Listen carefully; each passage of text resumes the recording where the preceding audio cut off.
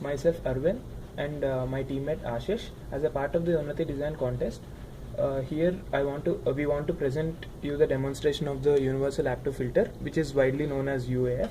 Firstly, I will be demonstrating the working of the low pass filter and validating it as mentioned in our report. Firstly, a low pass filter will not have any 0 set 0 Hz frequency, and it will have a biquad low pass filter will have two poles for a given circuit and the values of the resistors and capacitors. The low pass filter of this UAF filter is having two poles, one at 0.1 omega naught and other at 10 omega naught. So for the frequencies below 0.1 omega naught, the low pass filter will pass the frequencies with an approximate gain of 2, which is 6 dB, and after 0.1 omega naught it will be falling with a rate of 20 dB per decade. After 10 omega naught it will be falling with a rate of 40 dB per decade. I will be just demonstrating the same for you.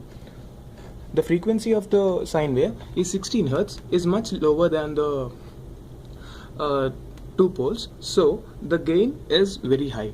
While I increase the frequency to 160 Hz, the gain reduced a bit. While I increased it to the natural frequency, which is approximately 1.6 kilohertz, the gain even more reduced. While I increase it even further to 10 times of omega naught, it's almost like a zero gain, or it is very less.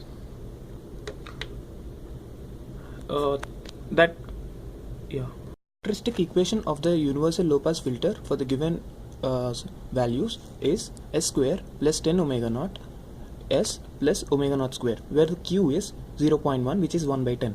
So we can approximately write this characteristic equation as s plus 0.1 omega naught into s plus 10 omega naught, which are the two poles of the filter. So this in the frequency range between 0.1 omega naught to 10 omega naught, which are the two poles of the filter, we can approximate this characteristic equation to be s times 10 omega naught. So this is the characteristic equation we can approximate in that frequency range. So for a low pass filter, the characteristic equation will be taken to be h naught divided by the characteristic equation. So it is approximately equal to h naught divided by s times 10 omega naught, where h naught is the gain and its value is 2. So for a frequency range between the two poles, the low pass filter will act as an integrator because of this s in the denominator. So I will be demonstrating the same for you. I am giving an input square wave at natural frequency, approximately natural frequency. Only for a square wave, we can tell that only five harmonics will be dominating, and all the five dominant harmonics are falling in the range of these two poles. So it is giving an triangular wave. In the same case, if I give a triangle with the same frequency, I am getting a integration of a triangle. This completes the demonstration about the low pass. Myself Ashish, I will be presenting on high pass filter. So as we discussed in low pass filter acts as an integrator, but in this case the high pass filter in the frequency range between omega naught by 10 and 10 omega naught will act as a differentiator. Before that, let us see the behavior of high pass filter. So as we can see, the frequency of the input is very less, which is 2 Hz. So let us increase the frequency and see the behavior of the output waveform in case of a sine wave. So as we can see, the frequency is still very less and the gain is still very low.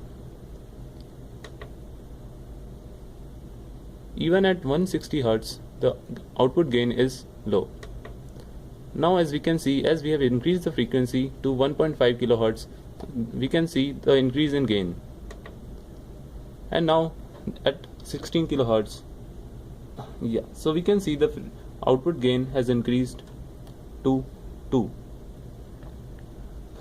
Positive. That between the frequency 0.1 omega naught and 10 omega naught, the high pass filter acts as a differentiator.